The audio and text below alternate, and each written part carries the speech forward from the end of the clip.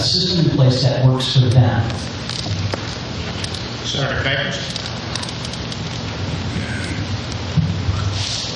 The system in place is clearly broken, and I think most young people and middle-aged folks don't believe that the system will be there in any way, shape, or form upon their retirement. It's important for us to start addressing the issue. And the question was, should people like multimillionaires have access to the system? I guess my answer would be, yes, they paid in. But we also ought to give them the right to opt out if they choose not to be involved in the system. At one point I heard that there were actually penalties assigned to people who opted out of Medicaid, Medicare, and Social Security. And so if those penalties do exist, we ought to make sure that we clean that language up, allowing folks the option and the right to opt out of the system. But I think making fundamental changes to Social Security, which right now is about $38 trillion in debt. Medicaid, Medicare is about $15 to $20 trillion in debt. In fact, if you add up all the debt of all the entitlement programs, it quickly approaches a number close to $100 trillion. We have to make substantive changes, whether that's scaling back benefits across the board, whether that's changing the actual age in which you can start receiving benefits. I think everything has to be on the table, and you have to go in with your eyes wide open and be willing to make substantive changes to the programs that currently exist. Mr. Reichert. The Social Security system is in very, very serious danger, there's no question. But at the same time, the Social Security system is something which is a promise for many aging Americans, and it's the person with the grayest hair at this table. And also as a person who has cared for aging parents, who's able to keep them in their home until they both pass on. I understand the complexities of this system very, very personally and very directly, and I'm very, very nervous about the future of it. In terms of whether or not very wealthy people should draw benefit from it, if they paid into it, they should at least draw out what every other American has been able to draw out.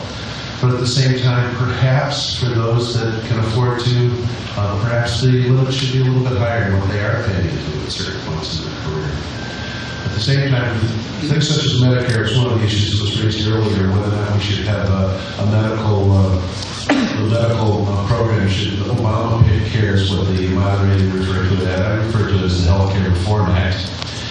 Whether or not that bill should be continued, the one person at this table that believes that bill has passed, it's law. It's going to be extremely difficult to change it, but what we need to be doing is working to reform it. We need to work across the aisle with Republicans and Democrats alike, that are Americans first, not trying to win partisan debate points. And that's something where I believe I can make a difference in Congress. We need to fix some of the problems in this country, not just talk about them. Mr. Shannon. The rich are not the problem. The problem is the liberals and progressives that want to stick their hands in the pockets of the rich and distribute the wealth to everybody else that doesn't deserve it. That's what the problem is. As far as the rich paying into it and getting their just deserves, I think they're entitled to it. They pay more than their fair share. The rich is not the enemy. Mr. Remerston. How's it going, BJ? You know, as it relates to entitlement reform, I think that we're facing a looming debt crisis. I mean, it's right there before us, and we recognize, I think, as it relates to Social Security, that it's not going to be there in the coming years.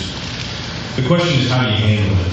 You know, I actually am a strong proponent of addressing our debt crisis by having a federally constitutional amendment to the Constitution that limits or caps federal spending at historical averages at 20% since World War II. Now, we can argue and debate all day whether or not that is low enough, but what that does then is these entitlement programs, Social Security, Medicare, Medicaid, are federally mandated programs, which means they get first dibs on federal resources without congressional oversight.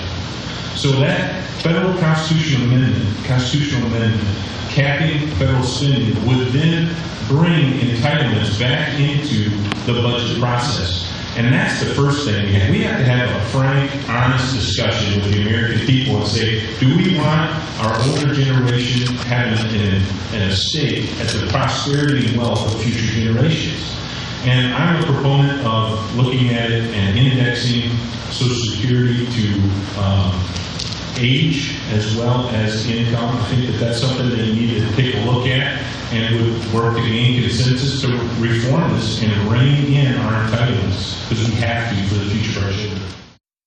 Hi, I'm Holly Hughes. I'm running for state representative. I'm running because I want to make a difference in Muskegon County. I have a passion for Muskegon County. We need to make sure that we have jobs, cut spending, and make sure that the economy is great. With 44% of our kids leaving the state to find jobs elsewhere, and Michigan being 50 out of 50 in unemployment, that is unacceptable. We can make a difference for Muskegon County, but we need to do it together. I ask for your support for state representative. Ken Punter for State Representative, a Marine Corps veteran and a 16-year member of his local school board. Ken Punter is fiscally and socially conservative, a family man, and a farmer who supports small business and believes in right-to-work laws and the right to bear arms. Ken Punter is the man you can depend on. Ken Punter, putting people over politics.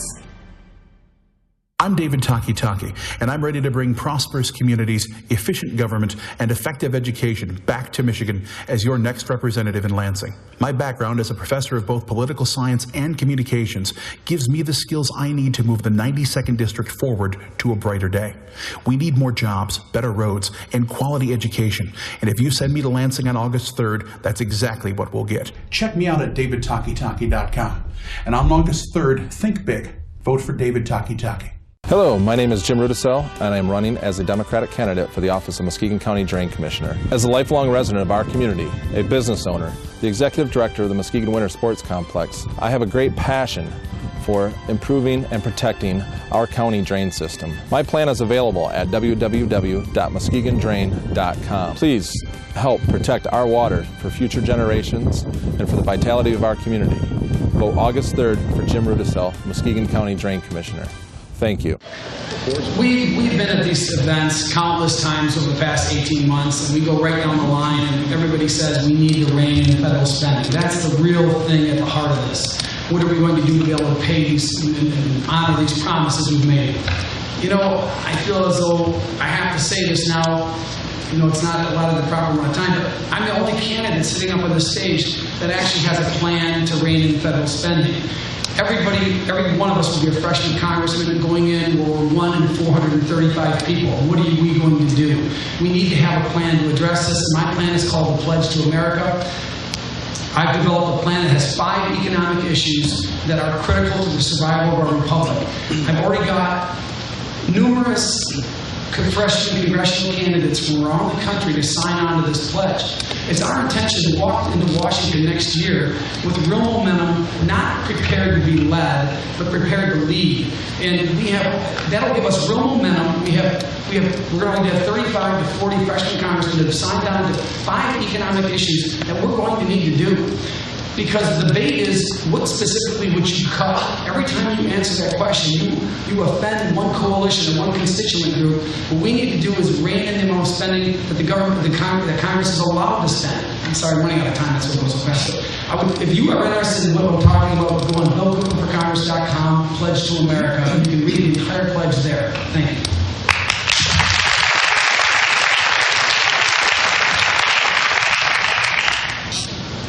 Now we enter a rather interesting stage of the forum. Each of the candidates will have a chance to ask one other candidate a question. And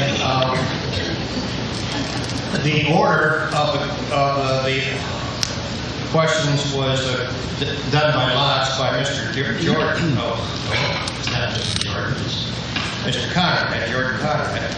And so the first person having the opportunity to ask the question is Mr. Poole.